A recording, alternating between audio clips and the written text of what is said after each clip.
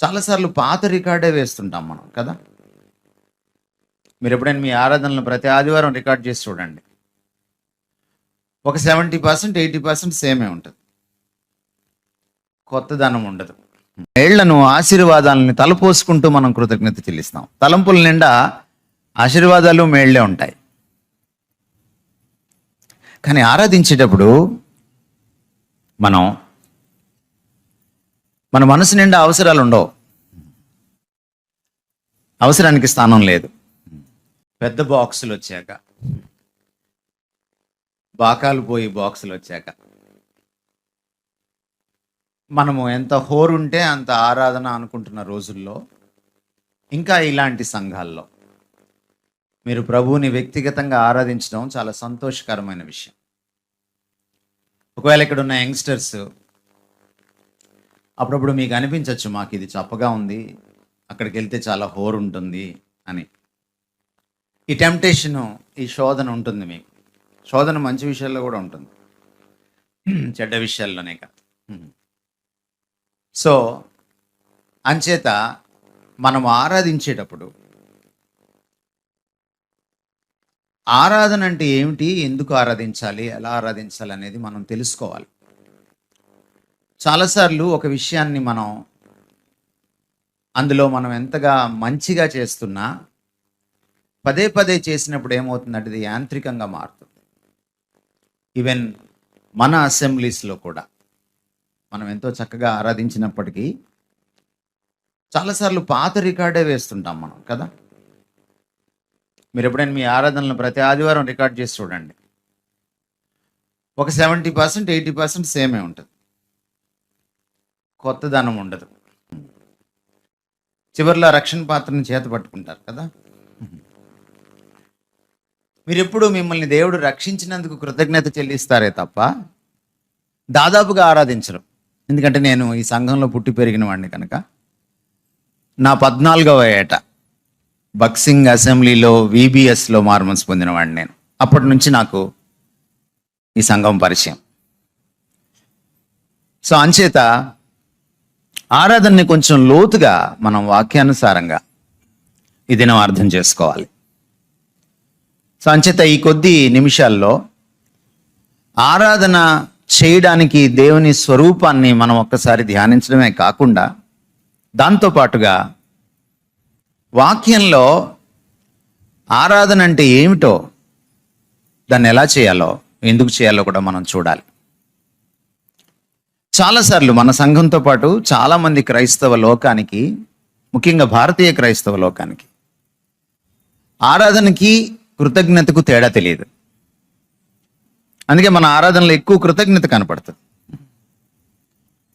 కృతజ్ఞతకు మించినది ఆరాధన. ప్రార్థనకు, కృతజ్ఞతకు, ఆరాధనకు దగ్గర సంబంధం ఉంది, కానీ అవి మూడు ఒక్కటే కాదు. ప్రార్థన చేసేటప్పుడు మనం విన్నపాలు చేస్తాం, దేవుడికి మనవి చేస్తాం. ఈ మనవుల్లో, విన్నపాల్లో మన అవసరాలే మన మనసు నిండా ఉంటాయి.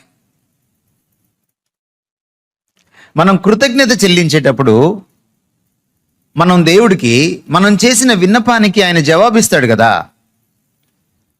దానికి కృతజ్ఞత చెల్లిస్తాం. మనకు దేవుడు చేసిన మేళ్లకు కృతజ్ఞత చెల్లిస్తాం.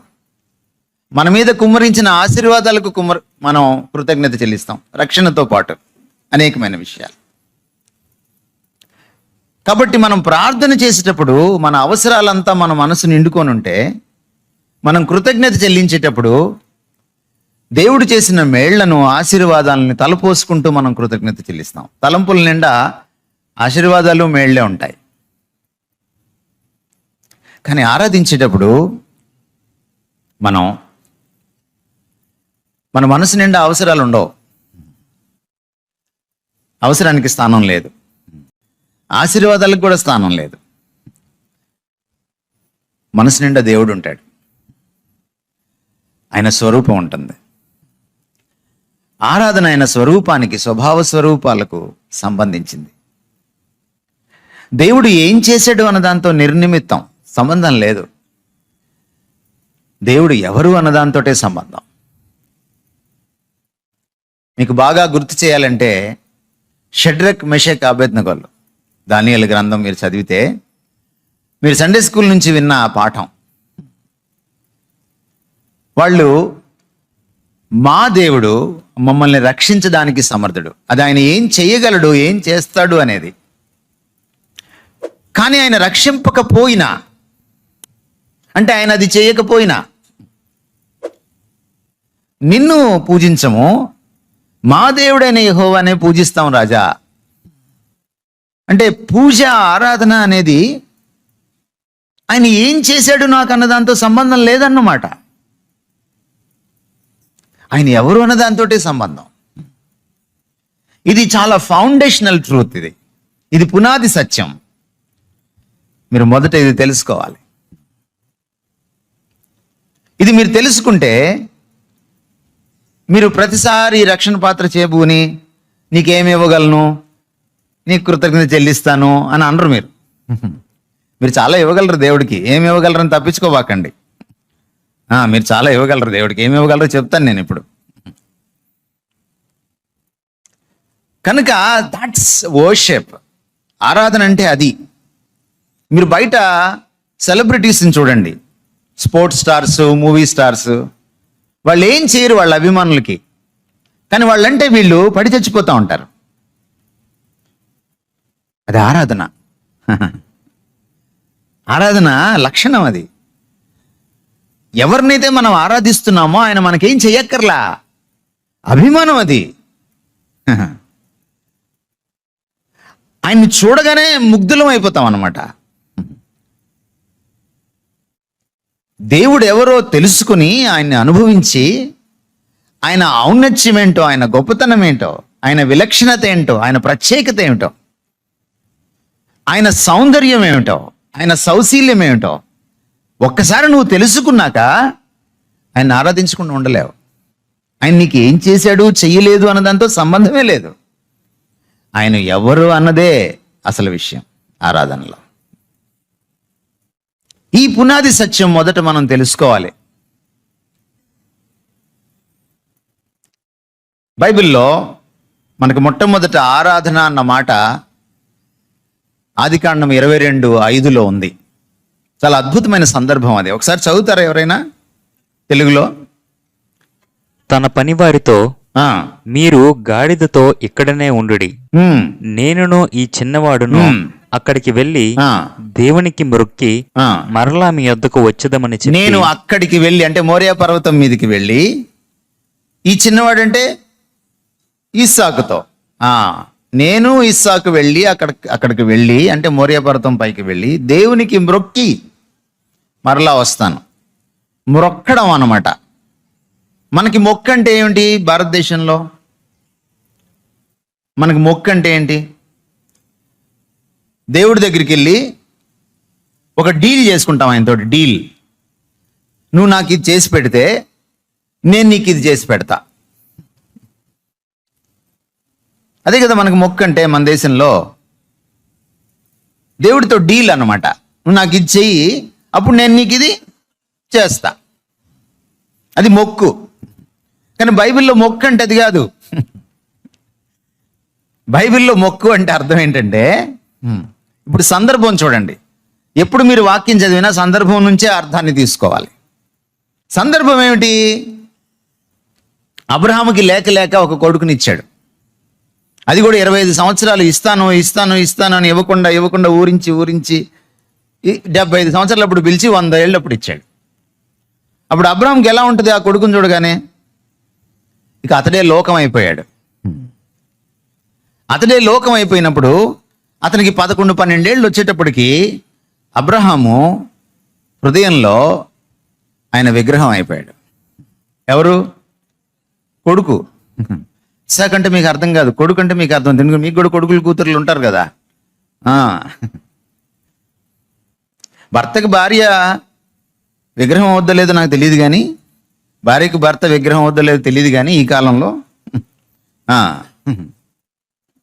పిల్లలు అయ్యే అవకాశం ఉంది, పక్కింటోడు అయ్యే అవకాశం ఉంది. డబ్బో, దస్కమో, అధికారమో, అందలమో ఒక విగ్రహం అయ్యే అవకాశం ఉంది. నా అబ్రహాముకి తెలియంది ఏంటంటే, కొండెక్కి ఆయన్ని మొక్కేదాకా ఆ కత్తి ఎత్తి ఇక చంపేస్తాడనంగా ఆఖరి నిమిషంలో దేవుడు ఆగమన్నాడు. ఎందుకు ఆఖరి నిమిషం దాకా దేవుడు ఆగాడంటే, దేవుడికి కావాల్సింది ఆ బయట ఉన్న ఇస్సాకు కాదు, ఆ గుండెల్లో విగ్రహం అయిపోయారు ఇస్సాకు. ఆ గుండెల్లో ఉన్న ఇస్సాకు ఎప్పుడు చచ్చిపోతాడంటే, వీడిని చంపేయని అన్నప్పుడు ఒక తండ్రి కొడుకుని ఎప్పుడు చంపగలడు? ముందు గుండెల్లో చంపుకోవాలి, అప్పుడే చంపగలడు. ఆ గుండెల్లో కొడుకుని చంపేసిన తర్వాత ఇంకొక సెకండ్ ఆలస్యం అయితే కత్తి వేటు అతని మీద పడుతుంది. ఎప్పుడైతే ఆ గుండెల్లో ఇస్సాకు చనిపోయాడో దేవుడు ఆగమన్నాడు. ఒకవేళ దేవుడు అక్కడ దాకా నడిపించకుండా ముందే చెబితే ఆ గుండెల్లో విగ్రహం చచ్చిపోదు. సో ఏంటి ఆరాధన అంటే? బైబిల్లో మొట్టమొదటిసారి ఆరాధన అనే మాట వాడింది ఇక్కడే, ఆదికాండం 22:5. ఆరాధన అంటే ఏమిటి? విగ్రహాన్ని చంపేయడం. అన్యులు మనకంటే చాలా ధనిలు, ఎందుకంటే వాళ్ళ విగ్రహాలు కనపడతాయి, మన విగ్రహాలు కనపడవు. మనం దొంగలం, మనం ఈ దొంగ విగ్రహాలు. వాళ్ళ విగ్రహాలని దొంగిలించవచ్చు, అసలు ఈ విగ్రహాలే దొంగవే, కనపడవు. అవి గుండెల్లో తిష్ట వేసుకొని ఉంటాయి. చర్చిలో పదవి, ఓ విగ్రహం. చాలామంది బంగారం పెట్టుకోరు మన చర్చిలో, కానీ బంగారం అంటే చాలా ప్రేమ ఉంటుంది, బ్యాంకులో పెట్టుకుంటారు. నాకు తెలియదు, అన్నీ చూస్తున్నాను కదా చిన్నప్పటి నుంచి, నాకు అన్నీ తెలుసు.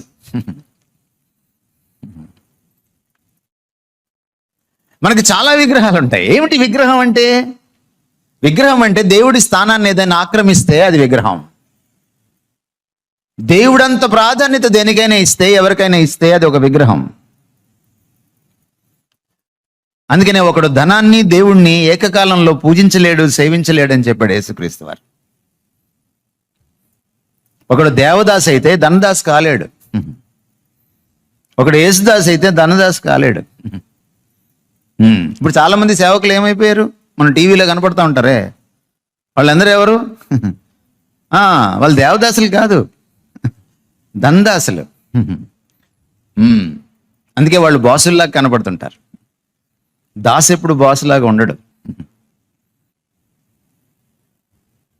ఎప్పుడైతే దేవుడి స్థానాన్ని మరొకటి ఆక్రమించుకుంటుందో, అది ఒక అందం కావచ్చు, ఒక అందలం కావచ్చు, అది ఒక డబ్బు కావచ్చు, ఒక దర్పం కావచ్చు, చివరికి నీ అహం కావచ్చు,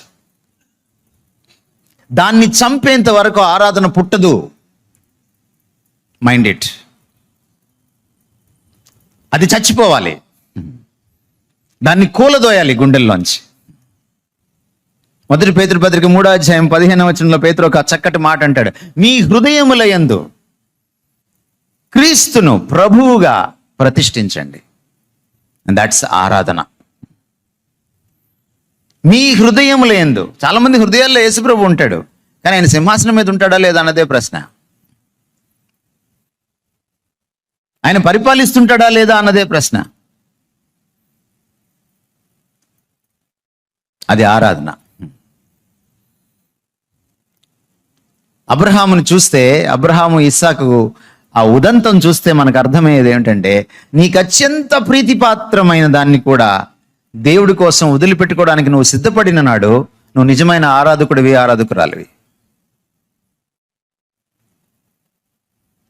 అంటే దేవుడి కంటే నీకు అత్యంత ప్రీతిపాత్రమైంది మరొకటి ఉండకూడదన్నమాట. ద్వితీయోపదేశకాండం 6:5 రాయబడినట్టు, నీ పూర్ణ హృదయంతో, నీ పూర్ణ ఆత్మతో, నీ పూర్ణ బలముతో. యేసుక్రీస్తు వారు వచ్చి మత్తయి సువార్త 22 చదివితే మరొక మాట యాడ్ చేశారు, నీ పూర్ణ వివేకంతో. దేవుణ్ణి నువ్వు ప్రేమించగలిగిన నాడు ఆరాధన. ఇన్ అదర్ వర్డ్స్, మరొక మాటలో చెప్పాలి అంటే, దేవుణ్ణి అత్యున్నతంగా అన్నిటికీ మించి, నీ అహాన్ని కూడా మించి ప్రేమించడమే ఆరాధన. నీ సెల్ ఫోన్ కంటే నువ్వు ఎక్కువగా ప్రేమిస్తున్నావా నీ దేవుణ్ణి? అది ప్రశ్న. పాత రోజుల్లో భార్యలు ముందు లేచేవాళ్ళు, ఈ రోజుల్లో నాకు తెలియదు, నన్ను అడగండి. భర్త కంటే ముందు లేచేవాళ్ళు, సూర్యుడి కంటే ముందు లేచేవాళ్ళు. లేచేవాళ్ళు ఫస్ట్ ఎవరిని చూసారంటే భర్తను చూసేవాళ్ళు. అదే అన్య స్త్రీలు అయితే మాంగళ్యాన్ని కళ్ళకద్దుకుండేవాళ్ళు, అంటే భర్త ఇంకా బతికే ఉన్నాడని పక్క మంచం మీద. ఇప్పుడు భార్యలు కానీ భర్తలు కానీ లేవంగానే కళ్ళు కూడా తెరవకుండా దేనికోసం చూస్తున్నారంటే సెల్ ఫోన్ కోసం చూస్తున్నారు. Not even prayer. దేవుడి కోసం కూడా చూడట్లా. అక్కడే ఆరాధన పాడైపోతుంది. నీకు దేవుడికి ఏదైనా అడ్డొచ్చిందా, ఆరాధన పోయినట్టే.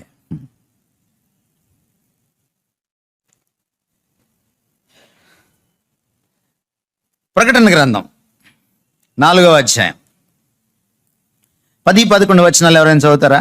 ఆ 24 పెద్దలు ఆ, సింహాసనమునందు ఆసీనుడయుండు వాని ఎదుట సాగిలపడి యుగయుగములు జీవించుచున్న వానికి నమస్కారము చేయుచు, ప్రభువా మా దేవా, నీవు సమస్తమును సృష్టించితివి, నీ చిత్తమును బట్టి అవి ఉండెను, దానిని బట్టియే సృష్టింపబడిన గనుక నీవే మహిమ ఘనత ప్రభావములు పొందనర్హుడవని చెప్పుచు తమ కిరీటములను ఆ సింహాసనము ఎదుట వేసిరి.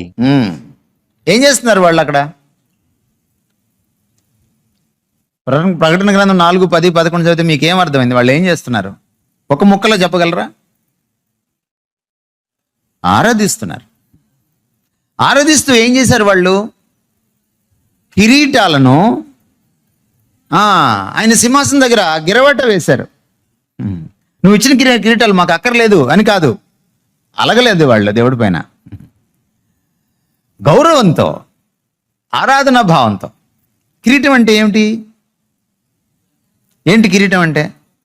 ఘనత, అధికారం, గొప్పతనం, హోదా, ప్రతిష్ట.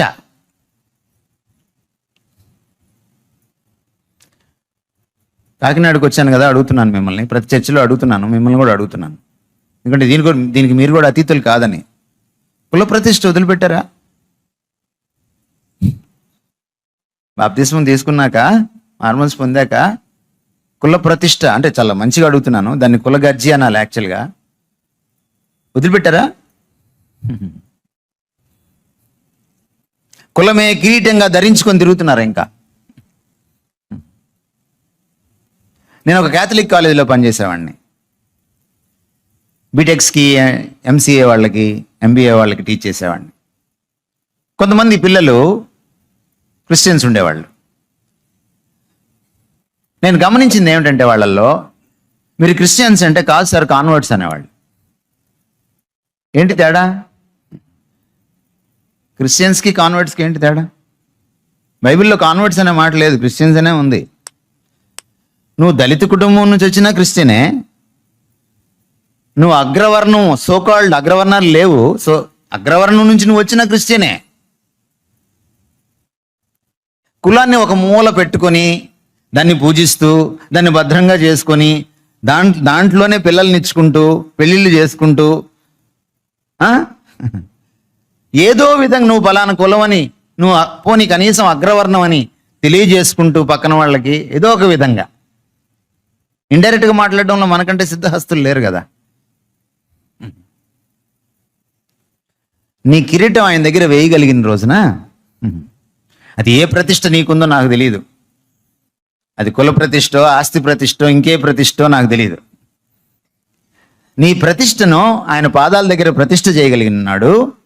నువ్వు ఆరాధకుడివి, నువ్వు ఆరాధకురాలివి. ఊరికే ఇక్కడ నువ్వు పెద్దగా ఆరాధన చేసినంత మాత్రాన నువ్వు ఆరాధకుడు అయిపోవు. ఇది మీరు తెలుసుకోవాల్సిన మరొక విషయం. మీకు గుర్తు చేశాను ఇందాక నేను, ద్వితీయోపదేశకాండం 6వ అధ్యాయం 5వ వచనం. దాంట్లో మాటిమాటికి రిపీట్ అయ్యే మాట ఏమిటి? పూర్ణ. పూర్ణాలు కాదు, పూర్ణం. ఏమిటి పూర్ణం?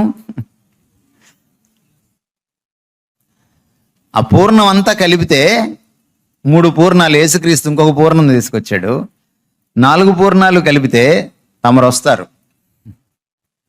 పూర్ణ హృదయము, పూర్ణ ఆత్మ, పూర్ణ వివేకము, పూర్ణ శక్తి, బలము.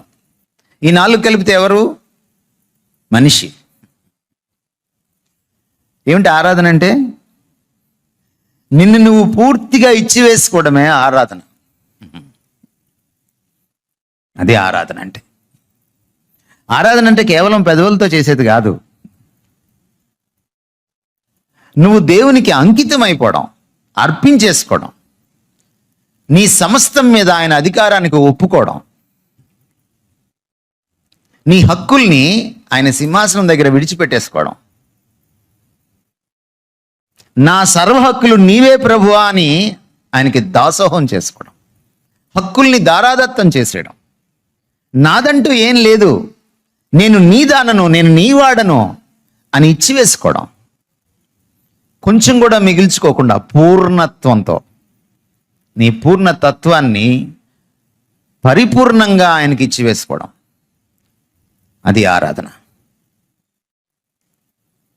మీరు ధర్మశాస్త్రం చదివితే, ముఖ్యంగా ద్వితీయోపదేశకాండం చదివితే, ఈ మాట పక్కన ప్రేమించడం అనే మాట ఉంది కదా. పూర్ణ హృదయం, పూర్ణ ఆత్మ, పూర్ణ బలంతో ప్రేమించాలని ఉంది. ఇంకొంచెం ముందుకెళ్ళి చూస్తే సేవించాలని ఉంది. ఆరాధన.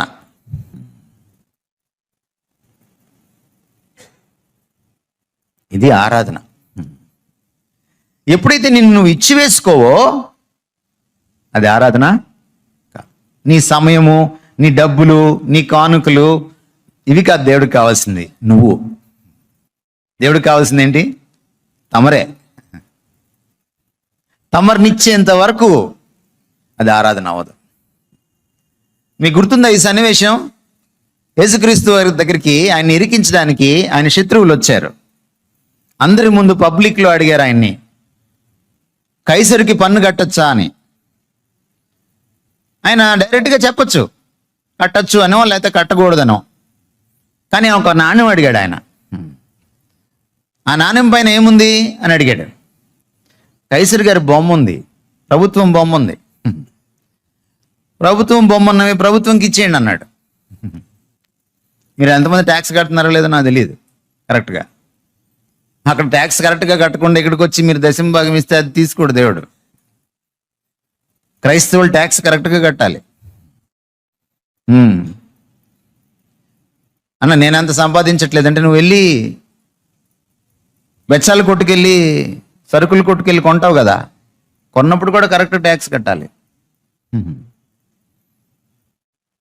ఎక్కడ ట్యాక్స్ ఎక్కొట్టడానికి వీల్లేదు. అది దేవుడికి విరుద్ధం. అయితే ఆ తర్వాత ఇంకొక గొప్ప మాట చెప్పాడు ఆయన, కైసరివి కైసరికి ఇవ్వండి. మరి దేవుడివి ఏంటి, కైసరివి ఏంటో నాకు అర్థమైపోయింది. కైసరి గారి బొమ్మ ఉంది, మరి దేవుడివి ఏంటి? ఇప్పుడు మనం అడగాల్సిన ప్రశ్న ఏంటంటే, దేవుడి బొమ్మ ఎక్కడుందని అడగాలి. నువ్వే దేవుడి బొమ్మ. ఆదికాండం 1వ అధ్యాయం 26, 27 వచనాలు ఏం చెప్తుందంటే, నువ్వే దేవుడి బొమ్మ, నువ్వు దేవుని పోలిక, నువ్వు దేవుని స్వరూపం. దేవుడివి దేవుడికి ఇవ్వమంటే ఏంటి అర్థం? నిన్ను దేవుడికి ఇచ్చుకోమని అర్థం. అదే ఆరాధన. దేవుడివి దేవుడికి ఇవ్వడం నేర్చుకున్నప్పుడు ఎవరికి ఇవ్వాలో మనకు తెలుస్తుంది. నీ తమ్ముడికి రావాల్సిన ఆస్తి నువ్వు కొట్టేవు. దేవుడికి ఇవ్వాల్సినవి ముందు నేర్చుకోవాలి. మనల్ని మనం దేవుడికి ఇచ్చుకోవాలి. ఇది ఆరాధన. ఇవన్నీ జరిగిన నాడు ఇక్కడ నువ్వు నోరు తెరిచి ఆయన ఆరాధించినప్పుడు ఆరాధన ఆయన అంగీకరిస్తాడు,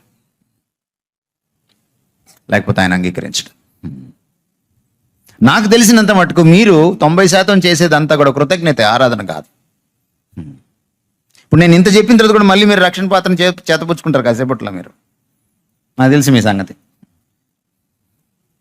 అమెరికాలో కూడా అదే జరిగింది. నేను ఏ దేశం వెళ్ళినా ఇదే జరుగుతుంది. వాక్యమే, మన వాచకమే.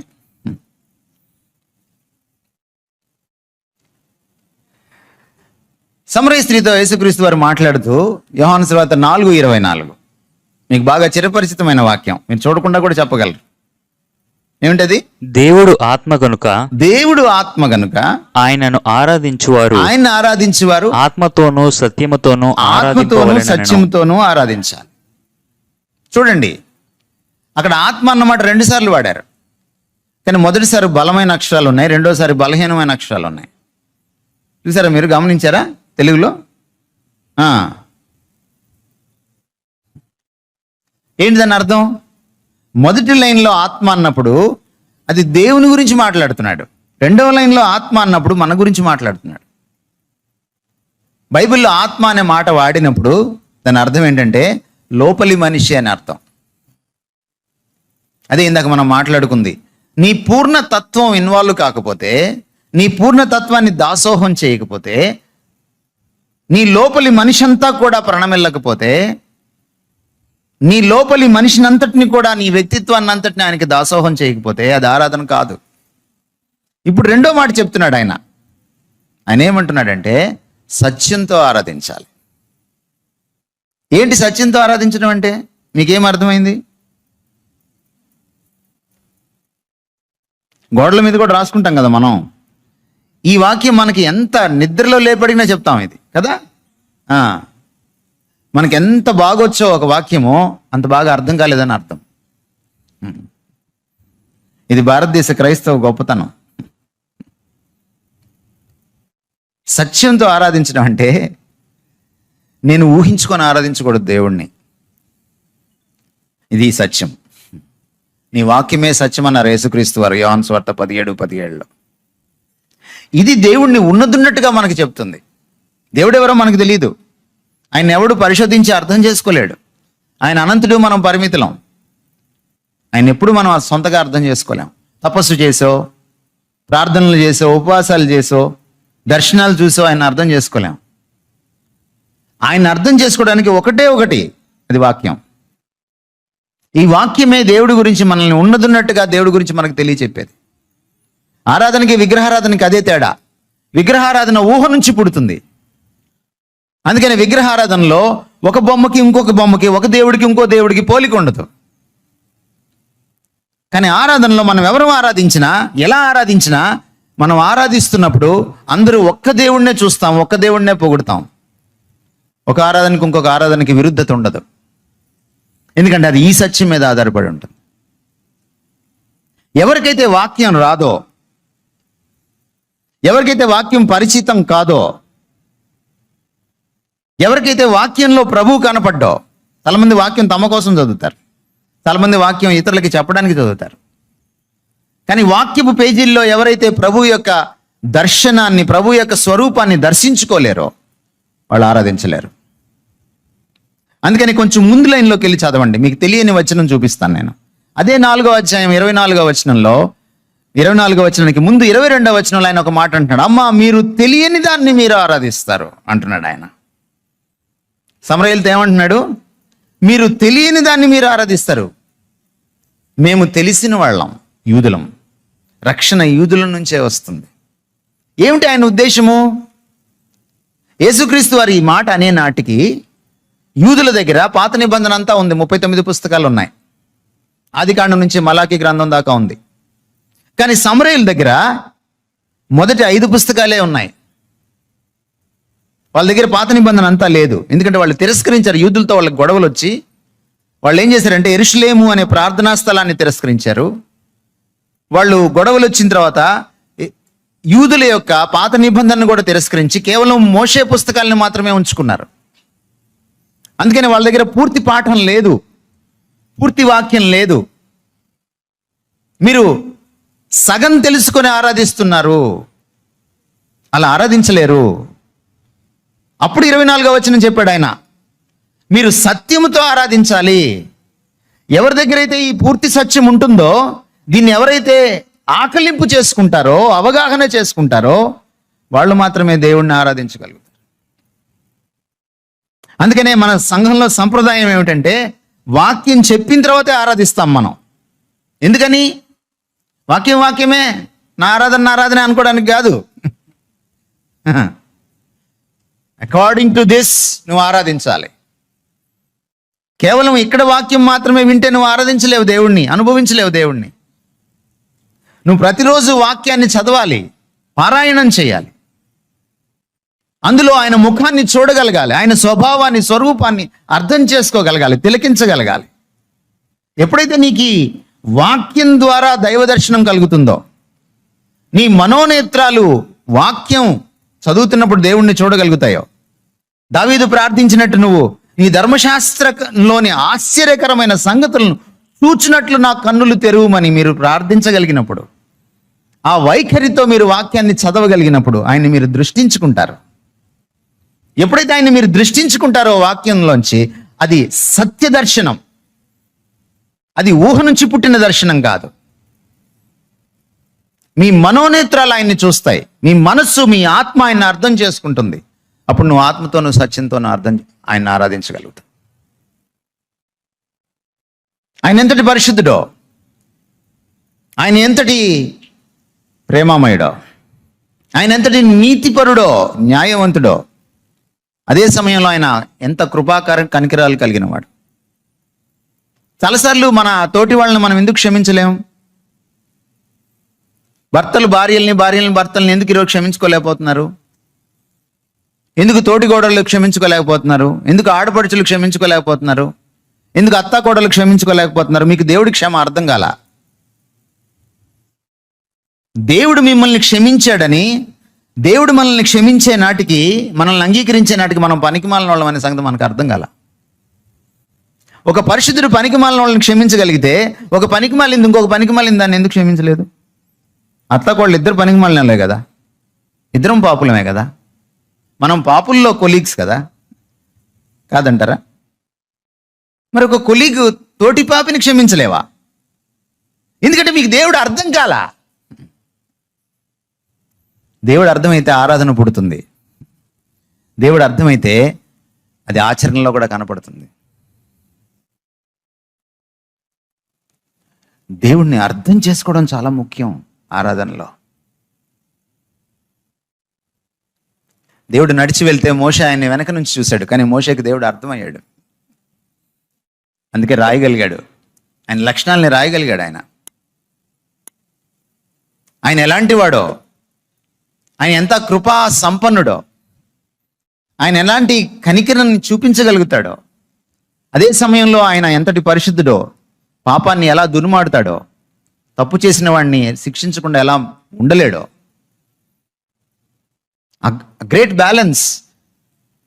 మీరు నిర్గమకాండం 34వ అధ్యాయం చదివితే, మోషే దేవుణ్ణి దర్శించుకున్నాక, ఆ వెనక భాగం చూశాక, పాక్షికంగానైనా పరోక్షంగానైనా ఆయన చూసిన తర్వాత, లీలగా చూసిన తర్వాత కూడా ఆయనకి దేవుడు అర్థమయ్యాడు అవలీలగా.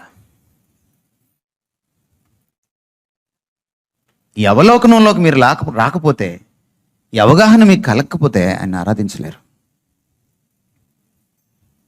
అందుకని కాసేపు మనం ఆరాధించేటప్పుడు మీరు చేయవలసింది ఏమిటంటే, ఇప్పుడు దాకా ప్రభువు మీకేం అర్థమయ్యాడో, మీకేం చేశాడో కాదు, ఆయన ఎవరు, ఆయన గొప్పతనం ఏంటి, ఆయన ఔన్నత్యం ఏంటి, అది మిమ్మల్ని ఎంత ముగ్ధుల్నిగా చేసింది. యెషయా గ్రంథం 6వ అధ్యాయం చదివితే, దూతలు ఆయన ఆరాధించినప్పుడు మీకు ఏం అర్థమవుతుంది? వాళ్ళు దేవుణ్ణి పొగడట్లేదు, దేవుణ్ణి చూసి దేవా నువ్వు ఎంత గొప్పవాడివని పొగడట్లేదు. వాళ్ళు దేవుణ్ణి పొగుడుతూ ఆ పొగడ్తని పక్కన వాళ్ళతో షేర్ చేసుకుంటున్నారు. మీరు గమనించారా? 6:3 మీరు ఎప్పుడైనా చదివారా యెషయా గ్రంథం? గాన ప్రతిగానములు చేయుచుండిరి. దూతలు ఏం చేశారు? గాన ప్రతిగానములు. ఏమిటి గాన ప్రతిగానం అంటే? ఈ రోజుల్లో చైతన్య నారాయణ వచ్చిన తర్వాత మనకు తెలుగు రావడం మానేసింది. ఇది ప్రాబ్లం. మీ పిల్లల్ని అందుకే చైతన్య నారాయణ లేకండి, ఈ చైనా చదువులు మనకి పనికిరావు. తెలుగు రాదు, ఇంగ్లీష్ అసలు రాదు, వెరసి ఏమి రాదు, కానీ మార్కులు మాత్రం 10/10 వస్తాయి. అది మన చదువు గొప్పతనం. ఏమిటి గాన ప్రతిగానములమ్మా? ఒకరితో ఒకరు పరస్పరం చెప్పుకుంటూ పాట పాడుకుంటున్నారు ఆయన ఔన్నత్యాన్ని, ఆయన గొప్పతనాన్ని. అంటే ఆయనకి చెప్పట్లా, ఒక దూత తన రెక్కతో పక్కనున్న దూత రెక్కను పొడిచి చూడు ఆయన ఎంత గొప్పవాడో, చూడు ఆయన ఎంత పరిశుద్ధుడో అంటున్నాయన్నమాట. మనం అప్పుడప్పుడు ఇన్స్పైర్ అయినప్పుడు ఏదైనా చూస్తున్నప్పుడు పక్కన వాళ్ళని తడతాం మనం కదా, లేకపోతే మోచేతో పొడుస్తాం మనం. అంటే ఇన్స్పిరేషన్ అన్నమాట అది. అంటే దేవుణ్ణి తెలుసుకొని ఆయన్ని ఎరిగి అనుభవిస్తున్నప్పుడు అప్రయత్నంగా పుడుతుంది ఏమిటది? ఆరాధన. తెచ్చిపెట్టుకున్నది కాదు ఆరాధన, సహజ సిద్ధమైంది. ప్రభువుని ఎరిగి చూచి, ఇందాక పాడారు కదా మీరు, రుచి చూచి ఎరిగి తిని. పాట అయితే పాడారు కానీ మీరు రుచి చూడలా. అందుకే ఒక ఆయన అన్నాడు, ఆ క్రైస్తవులు అబద్ధాలు ఆడరు కాకపోతే పాడతారు అన్నాడు. నిజంగా మీరు రుచి చూచి ఎరిగితే ఆయన్ని ఆరాధించుదురుగాక. దేవుడి వాక్యాన్ని మీ మధ్య దీవించును గాక. ఆరాధనకు ఉపక్రమిద్దాం.